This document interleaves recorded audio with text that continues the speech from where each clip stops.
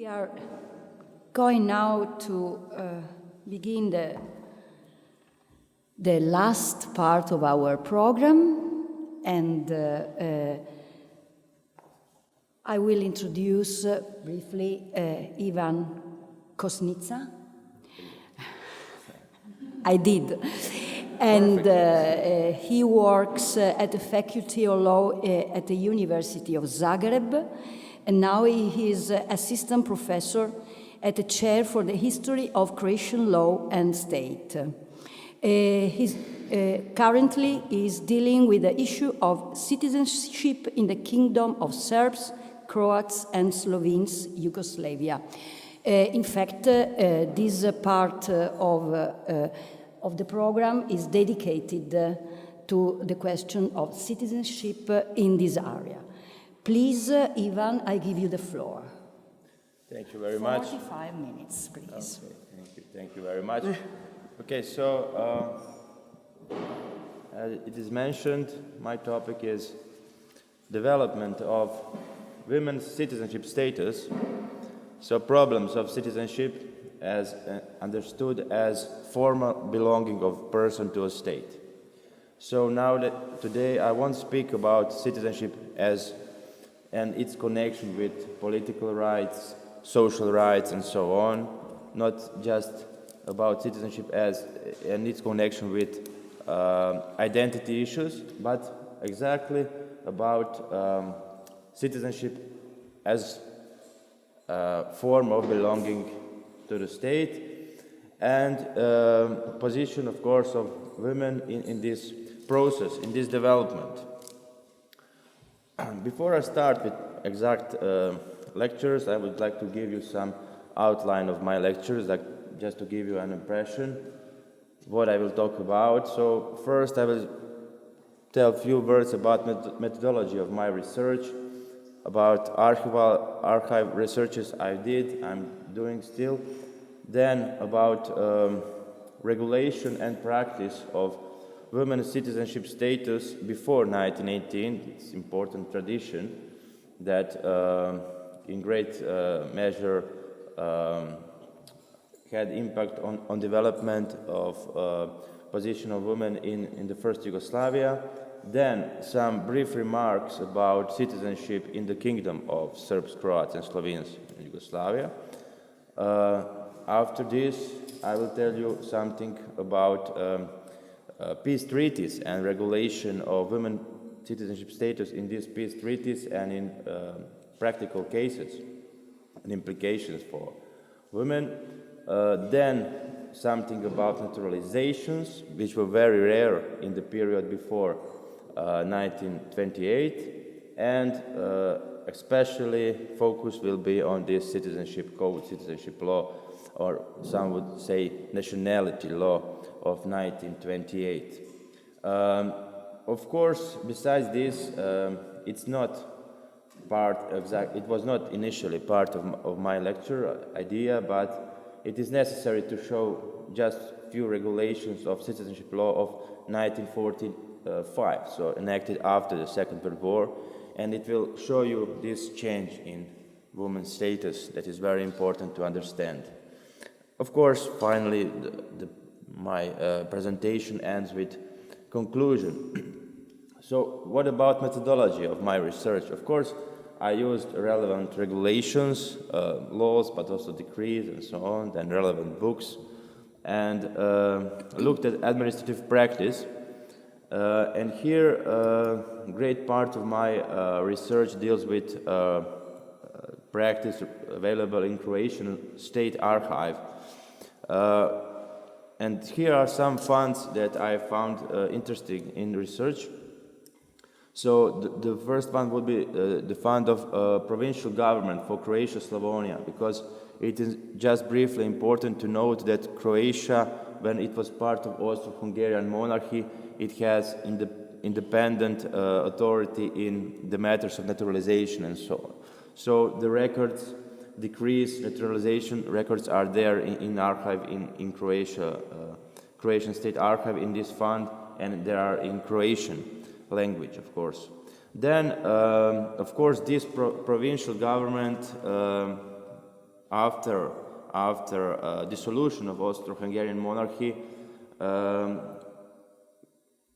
it also existed first years in the kingdom of Serbs, Croats, and Slovenes, and also proceeded in these practices of naturalizations during 1919.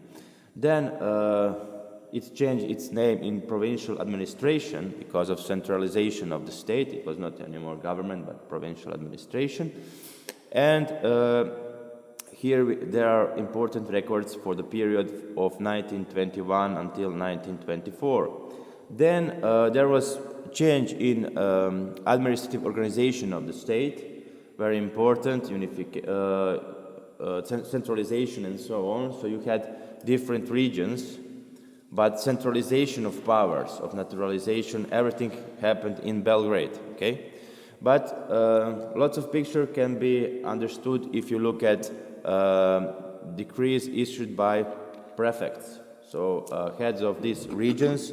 And in this fund, for example, the prefect of Zagreb region, there is also important documentation that came from Belgrade in Zagreb, so regulations, directives, and so on. Then there is interesting fund of Savska Banovina, Internal Administration Department, for this period of from 1928 until 1939. And of course, the Banovina of Croatia, Croatian unit established in the state with its administration, and again, like in period before 1918, Croatian autonomy in naturalizations, for example. But all this cannot help us to have a clear picture, and I would say the most important part of my research is related to collection of personal files of naturalizations.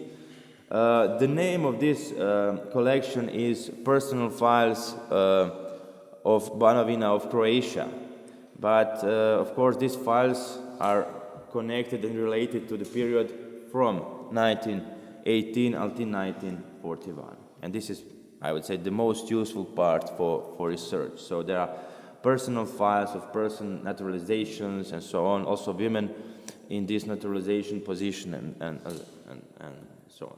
So just to give you a big picture, you're, I suppose, familiar with this map, but just to notice its relation to citizenship, you know. So it was Austrian part of the monarchy and Hungarian part of the monarchy. Austria had its own regulations about citizenship, Hungarian lands also, but there is also relevant regulation of citizenship in Bosnia and Herzegovina, the number 18. And it is important to mention that Croatia, number 17, had this autonomy before 1918 in naturalizations, for example. So there were, I would say, 4 legal areas in the new state. And it's not the best picture, but I think you can see. The first legal area was Slovenian Dalmatian legal area. So it was legal area that was before 1918 part of Austrian lands, okay? Austrian regulations, ABGB, and so on. Then the second one is Croatian legal area, or legal area of Croatia, Slavonia. This is a legal area that had this autonomy in naturalization, for example. Then Hungarian legal area, this great part of nowadays Vojvodina and some other part. The map is not quite correct, but this is often the case with maps on the internet. Because northern part of Croatia, Slavonia, Međimurje was also part of this Hungarian legal area. Then Bosnia and Herzegovina as fourth legal area, Serbia and Montenegro as different legal areas before 1918 independent state with their own tradition of regulation of citizenship and women's citizenship status in these matters. So Slovenia and Dalmatia had followed this Austrian tradition, Austrian regulations on citizenship. So the most important regulation was ABGB, but it was not complete unification of citizenship law. It was only few articles about citizenship, and besides this, there were also relevant decrees enacted during the period before 1918. And if you look at principles relevant for determination of someone's status, then you will see jus sanguinis as basic principle for determination who will be a citizen of Austrian lands. And it is important to say that this regulation were relevant even after 1980, okay? In this first Yugoslav state, in first years, before unification of citizenship law. So this jus sanguinis, you can see it very clearly, is determined by gender. So legitimate child, it depends on the child if it's born in marriage or not. So legitimate child who is born in wedlock acquires citizenship of a father, and illegitimate child acquires citizenship of a mother. This is the principle that was followed in all the other regulations. You will see this very clearly. And I would say beyond this second principle about citizenship of illegitimate child, it is principle called in Latin mater semper certa est. It means mother is always sure. Okay. And the first one, legitimate child acquires citizenship of a father, is the principle pater est quem nuptiae demonstrant, or the father is a person who is in wedlock with wife, who is mother of the child. The second institution, very important, is relation of marriage and effect of marriage on citizenship of a woman. So if a woman married Austrian citizen, it automatically became Austrian citizen. If married foreigner, stranger, it lost Austrian citizenship and became a citizen of this of husband's gained husband's citizenship. Okay, so if you look at regular naturalization, for example, you can also see this pattern in which women, married women, wife, don't have active legitimation. So wife automatically naturalized with the husband, and husband submitted a request for his wife. So there is no independent position of women in this process. If you look at Croatia, Slavonia, and former Hungarian legal area, although Croatia has autonomy in these matters of execution, executive matters of citizenship, the law was the same. Okay? The law on regulation of acquisition and loss of Hungarian citizenship enacted in 1879. So acquisition of citizenship and loss of citizenship, of course, are two aspects we are interested in. Jus sanguinis as the basic principle, like in Austrian lands, just also determined by gender, and so legitimate child acquires citizenship of a father and illegitimate acquires citizenship of a mother. Then marriage, the same principle of automatic change. Regular naturalization, of course, it is interesting. The principle is very detailed regulation. In detail, naturalization of a man with him, his wife, and minor children, of course. Citizenship oath is very interesting. So a man does this for his wife. As I mentioned, wife don't have this active legitimation in these processes. And this is interesting. The law does not have the status of women, so if married to foreigner, automatically lost citizenship. But I would say that this law was not quite archaic. It had some traces of modernity, I would say. And this would be institution of repatriation of a woman, former Hungarian citizen.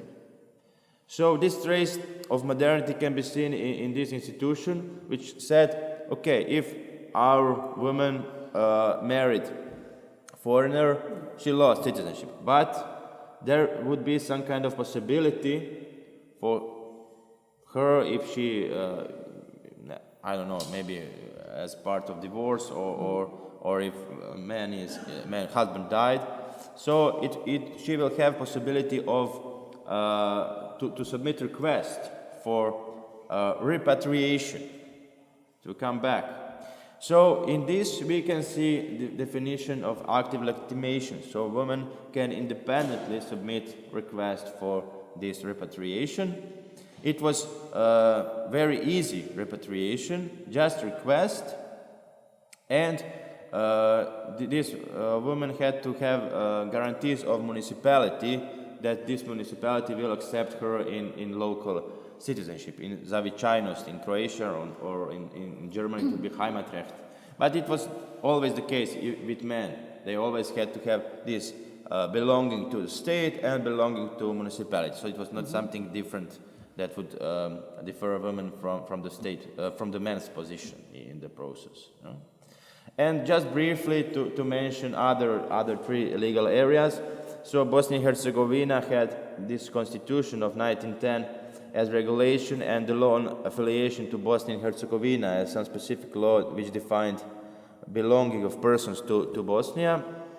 And here, very clearly, it's very short decree, the law, but very clearly you see principles that I mentioned before. So unity of family, principle in cases of naturalization, then marriage, also automatic change in citizenship and so on. And the principle followed also Serbian regulations, especially Civil Code of 1844, still relevant in Serbia, and Montenegro, which really didn't have modern regulations about citizenship, only one clause in constitution, I must say, of 1905, but it was patriarchal society, it didn't differ much from the rest of the country. So this is part of my research I did in Zagreb archive, and these are naturalizations in Zagreb, in the city of Zagreb. So these persons gained citizenship, local citizenship in Zagreb, okay? Hungarian citizenship, national belonging, but also citizenship in Zagreb, in the city, before 1918, okay? So it's not complete. It's not complete research. Part of this is a problem of records, which are not sorted properly in Croatian State Archive. But I collected a few years, and I hope in future I will collect some other to complete the picture more clearly. But there are some indications maybe that can be followed from this practice. So if you look at records of 1819, for example, it's very clearly that women were not present in the procedures as applicants. You know, very small proportion of women in total number of naturalizations, successful naturalizations. But during the First World War, I would like to mention this clearly, you can see this change. So this is much higher number of women as applicants in this process. And this is, of course, in relation to what we spoke yesterday already about the First World War as something that significantly changed position of women in this public discourse and even in these practices, you see. And if you look at, of course, total numbers for these 11 years, you see that the practice was determined mostly by men who submitted, of course, these applications. Female share was not so high, less than 10%, but as I mentioned, during First World War, it's significant change.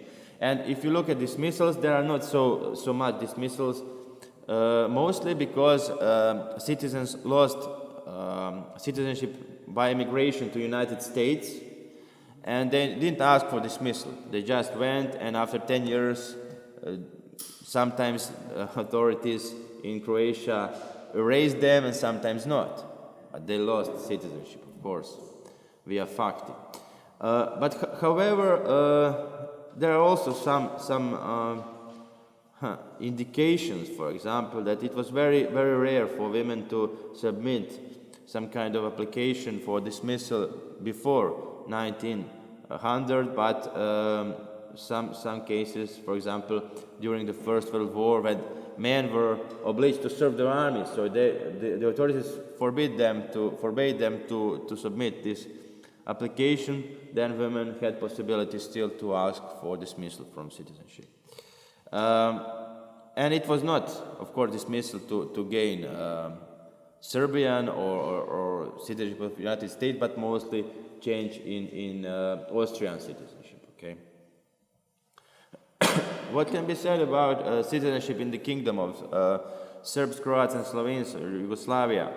So it is important to know that there was one citizenship in the state, so unitarian model of state. In Hungary, Austro-Hungarian monarchy, we had this dualistic structure, but here, unitarian model of state, and the first constitution, the so-called Vidovdan Constitution of 1921, clearly states in the Article 4 that citizenship in the state, in the kingdom, is only one. So no federalism at all, of course. Contrary to Croatian aspirations, of course. Most of Croatians, not all. Then we had this 6th January dictatorship, but also the unitarian model of state, and Constitution of 1931 as the second constitution, but the same principle, even in the same article, one citizenship. So if you look at regulations, then the most important regulation is this Citizenship Code of 1928, the only citizenship law enacted in the state. Before this law, there was gradual unification in practice via decrees and so on, but we won't complicate the story with this. Just keep in mind that Citizenship Code of 1928 was the unification of this. But before enactment of the law, of course, there was some partial unification as part of peace treaties. Peace treaty with Austria, very relevant, enacted, reached in 1919 between the kingdom and Austria, and the regulation of 1920 as some kind of internal regulation provided for execution of this peace treaty in the legal order of the state of Yugoslavia. The peace treaty regulated some basics about determination of citizenship and citizenship on request, some kind of special institution I didn't mention on the slide, and option, very relevant option. And the same principle, the same pattern could be followed in the peace treaty, of course, with Hungary reached year after, and the order provided for execution of this peace treaty next year. So what about some cases? I must say that there is a problem in archive, Croatian archive, when you look at practice after 1918, it's not properly sorted. So even this situation before 1918, when it was not properly sorted, but you can collect some numbers and research, now you have total mess in practice. Even there was problem because, in 1924, central government asks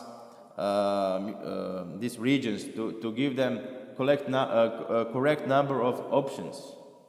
And they have, but we don't have records. Not clear records. The fact was that many of persons were related and connected with Zagreb. So, just to give you a brief illustration, for example, when they asked persons who opted for Austria, and from Austria, most of them were in connection with Zagreb, and just few in some municipalities around. So mostly this kind of story. So determination of citizenship according to peace treaties in legal practice, you can still see particular files, of course. There are many of these files. I just would like to mention one case of Jelena Ogrizovic. The provincial government asked subordinated authorities to determine is she citizen or not. Of course, tradition remained the same. They decided if she is married or not. So, if married, they determined that she is in marriage with Dusan Ogrizovic.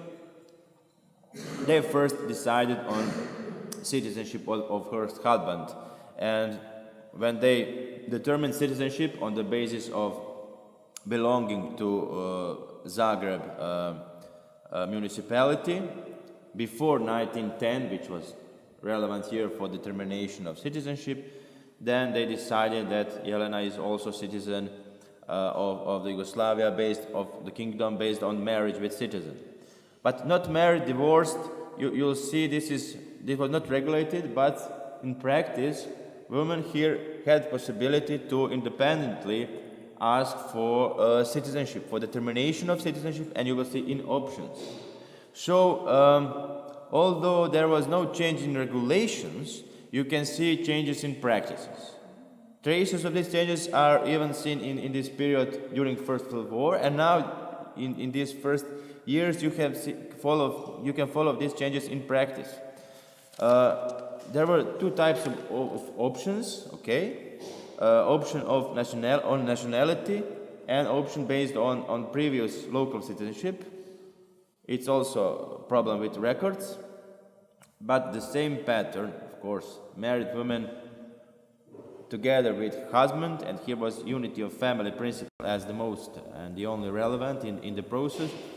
There is one case, for example, case of Scholz Miroslav also, and the others in which women are mentioned, his wife is mentioned together with him, and in the records always with husband, but not married, divorced. Also, if you look at options, also independently, women submitted requests, so active legitimation in practice can be seen very, very clearly. There was one case I would like to mention, Prievec Maria from Čakovec, initially Slovenian girl from Sežana, in that time in Italy. She opted on the basis of nationality belonging to Slovenian nation, proved Slovenian parents, Slovenian school in Trieste, mother tongue Slovenian, so she was accepted as a citizen of the Kingdom of Serbs, Croats and Slovenes. Very specific cases were these cases based on previous local citizenship. So the peace treaties regulated possibility if wife or man had previous citizenship on the territory of the Kingdom of Serbs, Croats and Slovenes, and was after some period remained to be an Austrian citizen, there was possibility to regain, to some kind of repatriation, to ask for citizenship of the kingdom. And in these cases, I see lots of women. Why? Because they automatically lost citizenship by marriage. And after 1918, for example, this case of Altschuberger Ernestina, she was living in Karlovac, in Croatia. Never left Karlovac. She was, before marriage, she was a Hungarian-Croatian citizen. But then, probably one nice guy came in Karlovac, she got married with him, but he was Austrian citizen with a municipality belonging in Austria. So, but before 1918, for women, nothing changed. Women didn't have political rights, so in her situation, and especially if this guy was wealthy or well-standing, it was really not a problem for her situation. But after 1918, things changed, because now authorities said, okay, you have a local citizenship in Austria, you are Austrian citizen. Although maybe she never have been in Austria, but yeah, this was a problem. But of course, peace treaties gave this possibility, mostly used by women, I said, to ask for previous citizenship on basis of local citizenship. So after her husband died, she had this possibility to active legitimation to ask for citizenship, and she succeeded in recognition of citizenship of the Kingdom of Serbs, Croats and Slovenes in this repatriation process. What about women and naturalization, regular naturalization before 1918? So also problems with records, of course, but one should say that there were no regular naturalization before 1924, even for men. Why? Because authorities resolved these issues of options and determination of citizenship and so on. But at the end of 1924, you can see naturalizations, of course. Although very rare in practice, and very dominant, this principle of unity of family, this continuity can be seen. I must admit, I still didn't find case of women who independently ask for naturalization. It doesn't mean that I won't find it, but probably I looked at 20, 30, 50 maybe records, but there was no woman in these processes still found. And then we should look at Citizenship Code of 1928 as the first and the only nationality law of the kingdom. Here you will see some mix of tradition and some changes that happened. So what about this tradition? Of course, just briefly, the basic principle is still this jus sanguinis principle defined as before. So father, mother, mater semper est, certa est, and so on. But marriage, here, effect of marriage on status of women, we have some kind of changes. So I said this could be partial emancipation. So there was rule that woman who is foreign citizen acquire Yugoslav citizenship by marriage. But the law provided some exemption of this principle, and this exemption was that she had possibility to declare retention of previous citizenship. Okay? So her will was recognized in a way. Okay? Naturalizations. Okay. Still this principle of unity of family when women was married, but not married or divorced women independently, and this situation was regulated.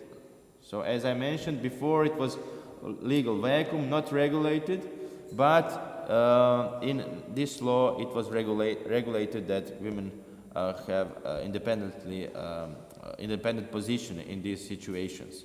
Of course, she should prove this status by a single status certificate that she is not in marriage. If you look at loss of citizenship, so possibility that Yugoslav citizen or citizen of the Kingdom of Serbs, Croats, and Slovenes lose citizenship by marriage, then there was a rule that, of course, that marriage to a foreigner would affect women's citizenship in a way that she will lose it, but there was also an exemption of this principle, and this is also some kind of partial emancipation. So women could keep its citizenship if in situations if it did not acquire husband citizenship. So in the other way, it would become a person without citizenship. Then it was possibility to declare retention of citizenship in marriage contract, okay? Or another possibility, when there was no marriage contract, but it was possibility to declare retention of citizenship. Okay, so changes. What about legal doctrine? How lawyers interpreted these changes? I would like just to mention two books which have different views about these changes. No? So one of these books I use when I read this law on citizenship is a book written by Ottomar Pichmeier in 1929. Okay? So what he is saying about this change in citizenship law? He says the possibility of retention of previous citizenship is institution which significantly differ our citizenship law from that of states with all the regulations on citizenship status. So this institution allows women to independently decide upon her citizenship status. The rule is a reflection of modern understanding of human rights, and it means legal recognition, this is important to say, sorry for this too, of independent will of a woman. So that means that legal order recognized will of women, and he says, okay, this limitation of expression of this will on the period before marriage, this possibility of retention before marriage, is concession to the principle of unity of family, some kind of balance, okay, but recognition of women's will. But the other author, and it's Celso Cavalieri, the same year, his understanding of these changes was quite different. So you will see that the principle that woman follows her husband in citizenship matters is, with only few exceptions, accepted legislation of all cultural nations. But you see, this was commentary used by lawyers. No? So he said the principle is based on principle of unity of family and exclusiveness of husband's authority, so auctoritas maritalis. So, according to his opinion, it was not something good. And you will see this in next sentence. In our opinion, all reasons speaks in favor of unconditional connection of women's citizenship with that of a husband. Therefore, it would be better if the citizenship law of 1928 did not provide exceptional provision about possibility of retention of previous citizenship. We are going further. It's even better, I would say. It will be better, in our opinion, to make some pressure on will of a woman than to break down principle of unity of family. Okay. Just to give you illustration in different understanding in legal doctrine of the same principle. So one commentary was, I would say, pretty modern, but this one was very, very archaic. So the movements in favor of emancipation and individuality of women have the biggest success in the Anglo-Saxon world and Russia, but still the most states, according to him, to some degree, even United States, favor principle of unity of family. So he was not satisfied with these changes in citizenship law, as one can see. What about comparative context and changes in comparative context? You will see that there are changes in direction of full emancipation or partial emancipation. So the laws, citizenship laws, nationality laws that accepted this idea of full emancipation, that there is citizenship status of a woman was not dependent upon marriage, that marriage doesn't affect its status. Her status, there are changes in United States, France, Russia, Turkey, but you'll see, all these changes happened after First World War. Like we heard something about citizenship and political rights, so significant changes happened after the First World War. And of course, there is this partial emancipation that also happened in Yugoslavia by this law. It also can be seen in Belgium, Romania, and Estonia. So changes, but possibility to give some special declaration before marriage on retention of citizenship. What about practice? If you look at practice, of course, there are also many files, and one can specifically look at women on these records to see maybe some pattern. I still didn't do this, but it's probably a topic for next research. But you can see some cases in late 30s when women independently submitted requests for naturalization, of course, when not in marriage. One of them was Bizak Maria. Her profession was cook, so she was not intellectual, but you can see that even lower social status women submitted such requests. Maybe this is, I put it clearly, certificate on moral and political conduct. Interesting, because yesterday someone spoke about connection of prostitution and so on. And of course, police had to give this certificate. Moral conduct can be connected, of course, with prostitution, but political conduct was also important because in this way authorities controlled not just men but also women, their political attitudes. So if someone was not so strong supporter of Yugoslavian unitarian state, but was emigrant for Istria who accepted Radic and his thoughts about federalization of state, then it could be a problem in naturalization. And when he lived in Croatia, for example, in Yugoslavia, but on Croatian part of Yugoslavia, he was under constant threat of expulsion because he was foreigner. So this was control of population, very clearly can be seen in this way. And the other case is repatriation of Blaustein-Beder Eirene.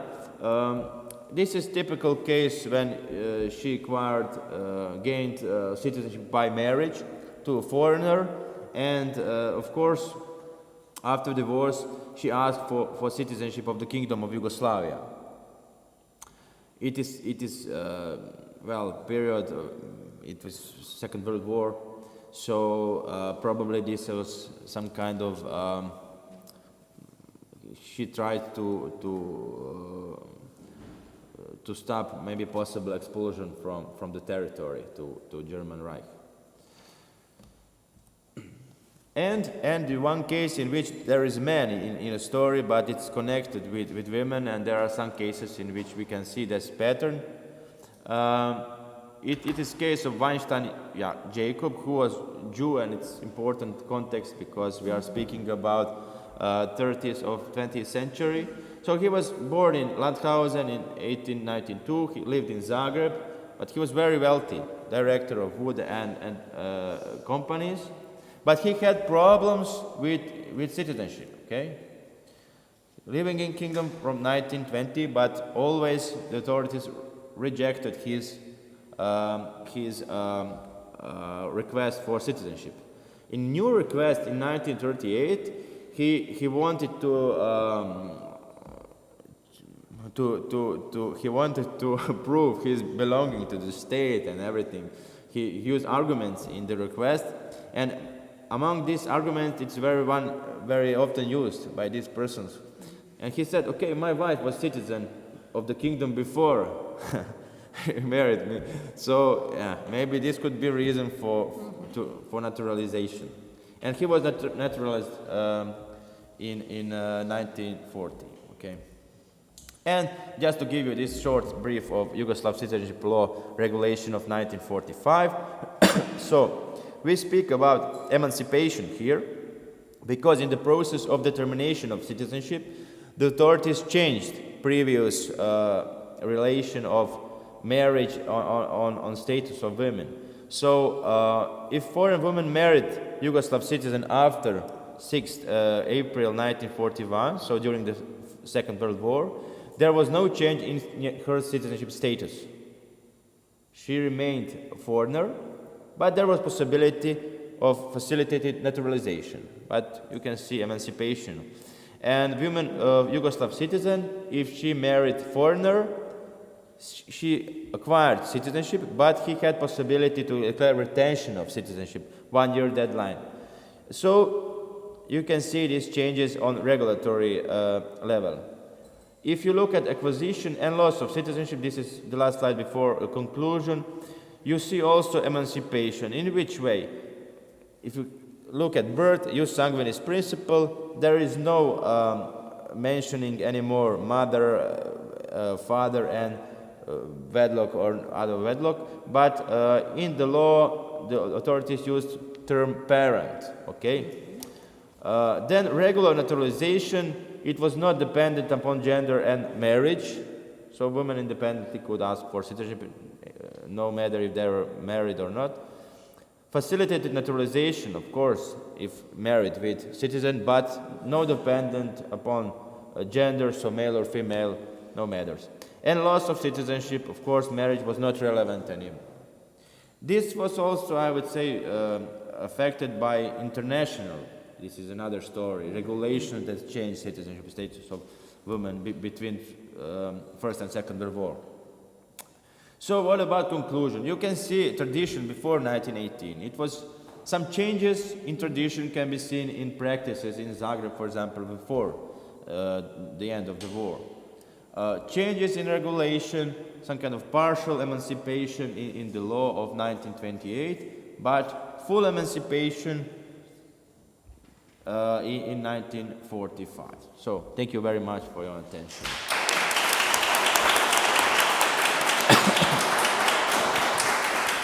Thanks a lot also for being perfectly in time in your paper.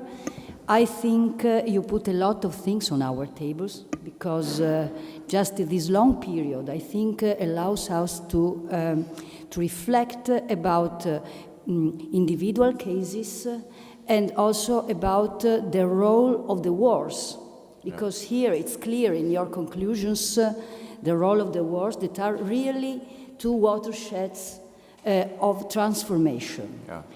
But I have a lot of questions for you, but before the floor, of course, the first, Irene. There is the microphone. Yeah.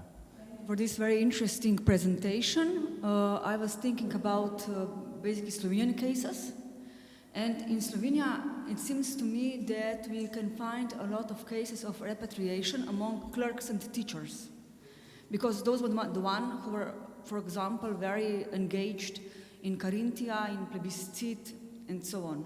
So I'm interested if also you found out similar cases of teachers and, for example, state clerks. Yeah, of course. As I mentioned, there are very good files in Croatian archive. So I found some clerks, of course, and some these cases of teachers. But for broader picture, it would be necessary to go to archive, to look at particular cases and to see some pattern. But definitely this social status affected changes. For example, I on purpose mentioned this woman who was cook just to illustrate that it was not dependent totally about, but definitely higher social status was very relevant for someone's situation, because often lower social status were not even interested in change of citizenship, you know. But for example, teachers, there were regulations in Yugoslavia, and this is maybe a reason why they did so. There was regulation about necessity of citizenship of the kingdom to be a teacher in school. So very practical reasons. And this is also, this change very important to mention. Also, Hungarian monarchy did not exist so much on citizenship in every way, okay? But first Yugoslavia, implemented strong policy, strong differentiation of foreigners and citizens. You have to prove your citizenship for everything, employment, but many other issues, so that you can see much stronger intervention of state than it was the case before 1918 or maybe 1914. And part of this intervention maybe can be interesting. I wrote one article about determination of citizenship.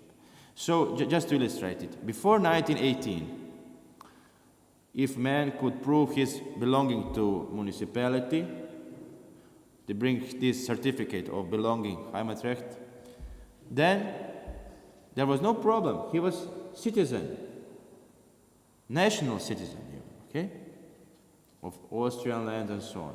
But after 1918, the Yugoslav authorities, they make some different practices. They said, okay, you have certificate. Let's check it. Let's check it. So it was only initial phase of proving your citizenship. But then administrative authorities should check it, should see is it completely in accordance with peace treaties and everything, and then they gave you special certificate on citizenship, which was different certificate than this one, citizenship of belonging to municipality. So in this way, I would say, yes, much stronger intervention, and this could be the reason why these persons asked for citizenship, their motivation and so on. Other questions, please?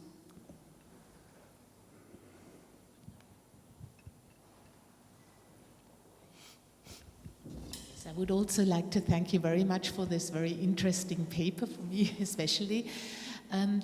Glenda Sluga mentioned yesterday in her talk that this question of nationality was one which the women's movements took up a lot in connection with the League of Nations, because to reach this emancipation on marriage.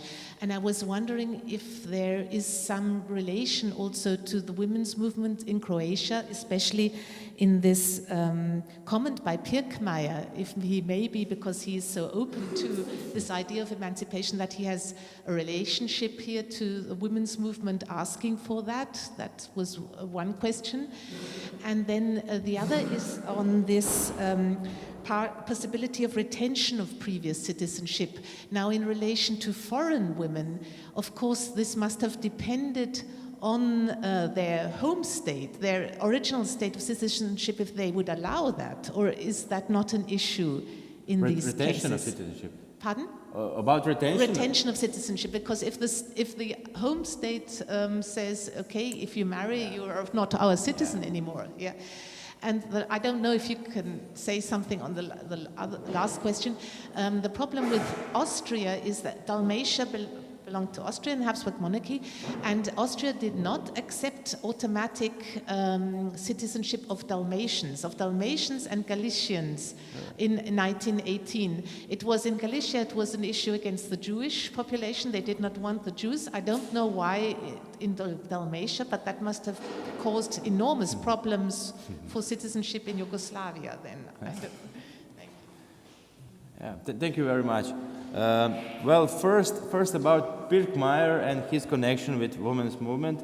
I didn't investigate his biography, so I cannot say if he was connected.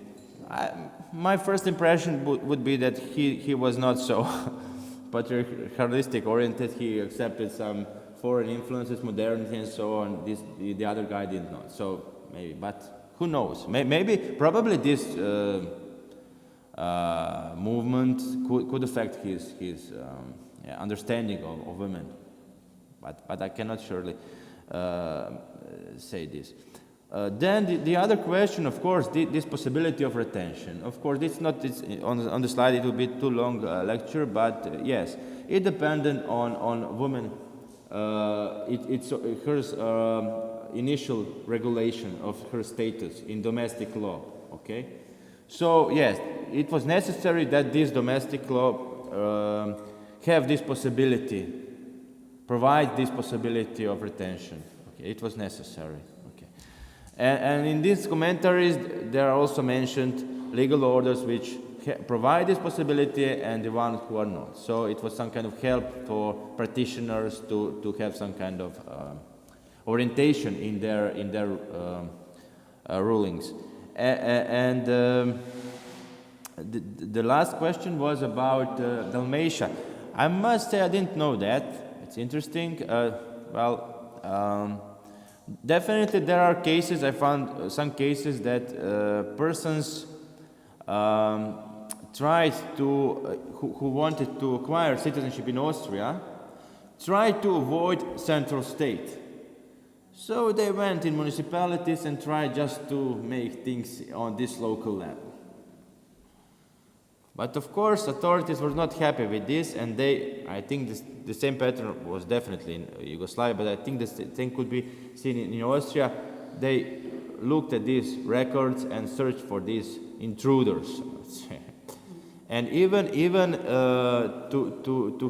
to have some kind of common practice, Austria and Yugoslavia and some other states accepted Convention of Citizenship Status of 1922, in which they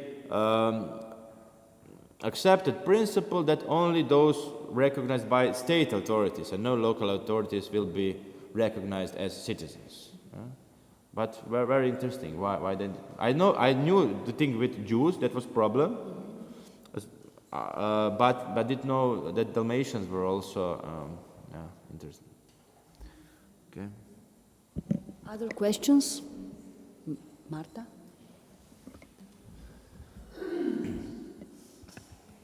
Thank you very much for your talk. I have one question about the Istrian Croats, and especially about the emigrants and refugees from Istria. Do you find cases about the question new citizenship and Croat or Italian immigrants from Istria? Yes, this is a special issue. It can be a very good article about issue of Istrian Croats and Slovenes in the kingdom of Serbs, Croats and Slovenes. Because if you look at first, one can say, okay, Yugoslavia, this first kingdom of Serbs, Croats and Slovenes, it was national state. One would expect inclusion of Croats, Serbs, Slovenes, and exclusion of others. Okay. But if you look at particular cases, then you can see a problem of Istrian immigration, especially in Zagreb.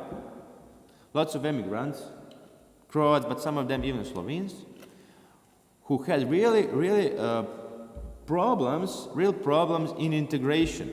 So the authorities did not accept policy that would say, okay, they are national members of our society, we will integrate them. They classified them sometimes in records as Italians. Sometimes, okay, they said, okay, their nationality is Yugoslavian, especially after 1929. But we didn't have this broad integration of these groups, but only this partial integration, specifically in particular cases, and this test of moral and political conduct. Okay, and broader integration of these groups in Yugoslav society happened after Second World War, when in the law, this law of 1945, there were some clauses which say that these Eastern immigrants are citizens and so on. But not in the interwar period. And part of explanation could be that some of Istrians accepted federalism as solution for Yugoslavia, so Radic propaganda and so on. So authorities in this way controlled these groups.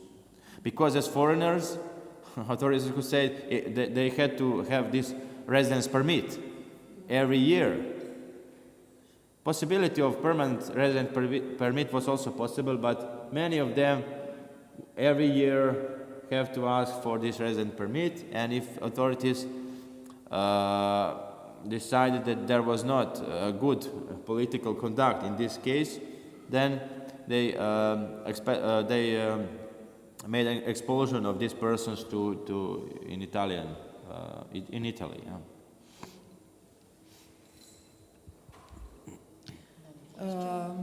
I have actually several questions. One is addressing widows and those women whose husbands were missing after the war. Was there any legal debate how to treat those women? This is first question, and the other is I found a directive. I cannot recall which authority actually gave it out, but it was in the sense that refugees were also categorized not only according social status and financial status, but also according age, such as that elderly refugees should be refused because they will be only burden to social state. I have this document reproduced at home, digitalized, but if you're interested, I can share it with you. It's very interesting how actually also refugees were not a monolith category, and they were, I think, quite individually also treated in some cases. Yeah, thank you very much for this. I would like to have this document to read it. Well, yes, citizenship is not only related to this nationality issue, but it's also this social moment is very important. So, if there is threat that a person would be a burden for this local society, community, and so on, then there could be problems in integration, and they're always refused. Because this local citizenship belonging to municipality was always necessary to gain before this integration in national community. And these local communities often looked at this social status of persons. So if they were a lower social status, possibility of poor relief and something like this that could be burden for this municipality, then these municipalities make problems to persons, and not just before 1918, which was the case, which very well documented, but it was also sometimes problem after 1918. And the first question was about, widows, yeah. I, as a lawyer, I see one problem that can arise from this question. This is a problem if a man is declared as dead or not. Because, yeah, well, my colleague Mirela Krešić wrote an interesting article about widows and this declaration, who is dead or not, during the First World War. Maybe I can send you this article, but to be honest, I'm not informed about particular practical cases after 1918. You know? My question is related, really. It's an extension of the question about widows or known widows, but it's also a question about the sort of global international dimension of women's rights. Is women who were abandoned by husbands, not divorced, but simply abandoned. Again, sometimes, I guess, missing, not known where they've gone, and perhaps sometimes the wife knew where the husband was and he had abandoned them and the family. Perhaps, in inverted commas, immoral behaviour, drunkenness, work shyness, inability to support the family. Would a deserted wife, have any legal claim to revert to her to a different citizenship or the citizenship of her birth? Yeah, good question. I would say that the only possibility was to start this procedure of divorce, and after divorce they regained this active legitimation. But when they were in marriage, it was complicated. Yeah, although a situation could be seen like this. Yeah. But I would say divorce, and then after this, active legitimation in which she could ask for citizenship. And the problem could be, you mentioned it very, very nicely, the problem would be, for example, for these options. It was 1 year deadline. For some options, even 6 months. So, can you get divorce and after this collect all papers and ask for option? What happened if the husband refused divorce or went missing, went absent, didn't cooperate with divorce proceeding? I don't know this. I don't know, I must admit, I don't know. So, last question, because still one question? No. Yes? Okay. Thank you very much for this extremely interesting presentation. You showed one example of Maria Pirjevec, who requested for a Yugoslav citizenship in Čakovec. Yeah. And this case looks extremely perplexing, at least from my perspective. Namely, she was obviously before the war an Austrian citizen, a citizen of the Austrian part of the dual monarchy. Her Heimatrecht was in the occupied territory, and she asked for the citizenship in Čakovec, which was a part of the county of Zala, which means that there was this, legal framework was a Hungarian one. So I was wondering, while listening to you, what exactly was the legal basis for giving her a Yugoslav citizenship? Did she simply say, I'm a Slovene, I speak a Slovene language, and thus I want to become a Yugoslav citizen? Yes.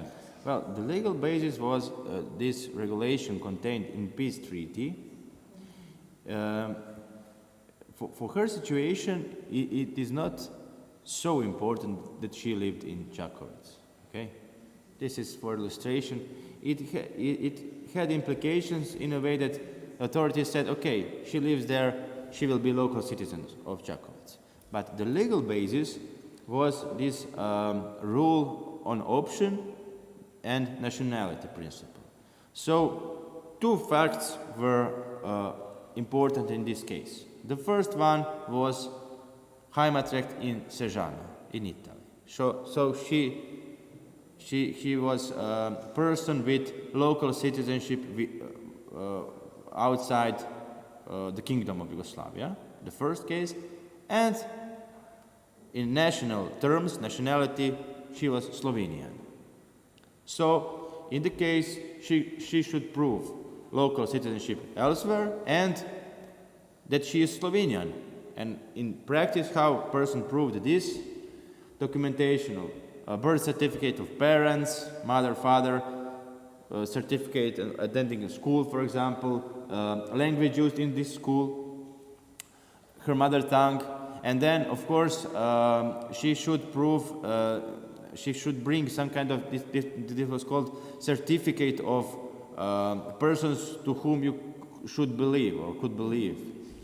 And so two persons, Slovenians, should write this, that she is Slovenian, of course. In practice, there were some cases I found when person wouldn't be in strict terms Croat. For example, he was Czech, for example. But he brings this certificate, and he lived in Croatia many years before 1918, integration, school maybe in Croatia and so on. So he succeeded even on that basis, although in strict terms, we would say he's Czech, or Pole. So, thanks a lot. The same I found in Trieste for the citizenship in Italy.